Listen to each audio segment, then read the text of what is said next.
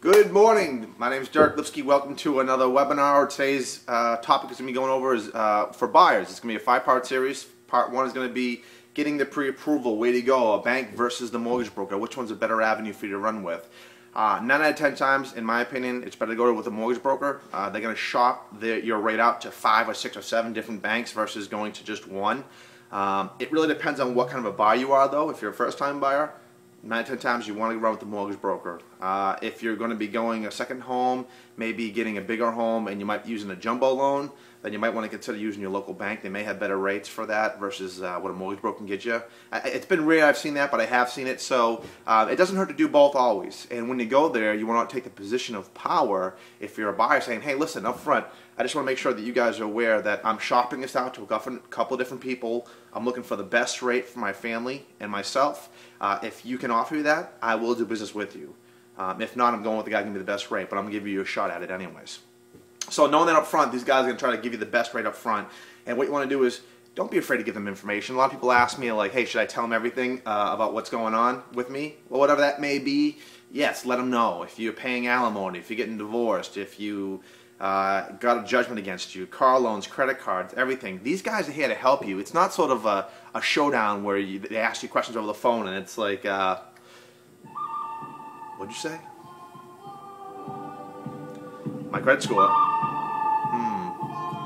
Do I have child support payments? Well, yes, I do.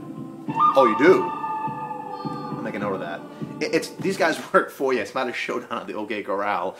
Don't be afraid to tell them anything. They're going to make the best case they can for you and present it to the bank. So they work for you, not against you. Obviously, you want to tell them all information that makes sense. Don't worry about your credit score being affected. Sometimes I have people asking that question about credit score. Is it going to be affected? I have an 800 score. I don't want to lose a point. If you're going to shop this out, get it all done within the first week to 10 days. If you do that in a short period of time, it won't affect it. But again, I'll have a mortgage broker on here on Friday's show, and if you have any viewer questions, please send them in.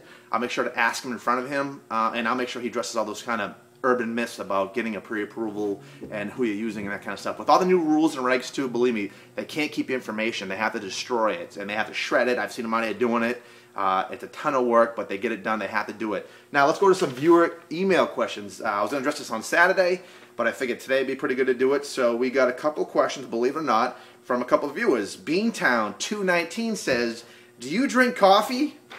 Beantown, no, I don't drink coffee. I am normally this wide when I wake up. I mean, this morning I got up at 5:15, and I had to kind of lay in bed and just think about getting up. Wasn't sure if I wanted to get that early. My wife usually gets upset when I get up too early and walk out of bed, so I have to lay there and play like 15 minutes.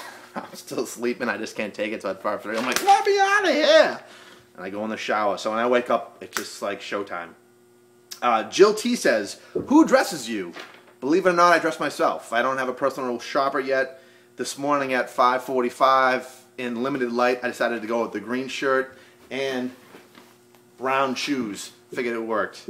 Roboman31 says, hey, I like the videos. What part of Mass do you cover? Actually, I can cover anywhere in Mass, but where I feel comfortable covering is anywhere from Boston down to Rhode Island, that whole southeastern Mass, and I go as far east as the Cape. But if you have questions or you're in a different part of the state and you want to know, like, hey, listen, I need to get my home sold, I want someone good, send me an email. I'll find you somebody. I'll refer you somebody out there. I'll look up their numbers online and find out who the best is and make sure you get it done. Most people can't find that out, so I'd be happy to do that for my viewers. Pancake Pooch says, where do you see the market next year? I don't know. I kind of see it staying flat the way it is this year. I mean, I hate to say I see prices rolling down. I mean, every day I get up on the computer and I check and I see price changes every single day, which means people are still trying to catch the market. I see a couple more years of this. Usually the market goes down.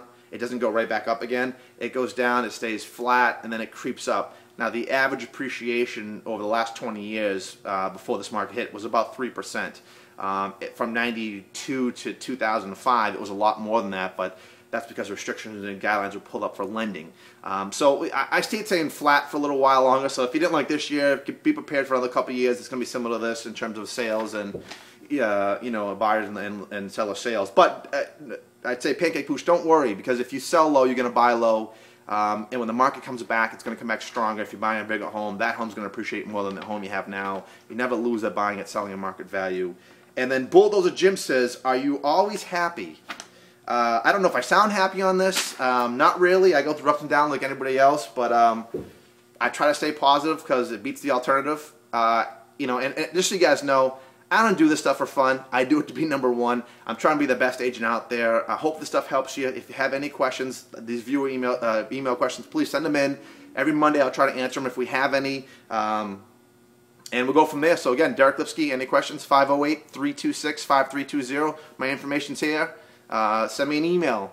Call. I don't care. Leave a blog here. We'll cover any topic you want. And if you do have any buyer question emails, we're going to have a Mortgage Broker Live Friday. So we'll go over some of those questions if you do have any. If not, I'll try to address some that I think are the most common. See you then.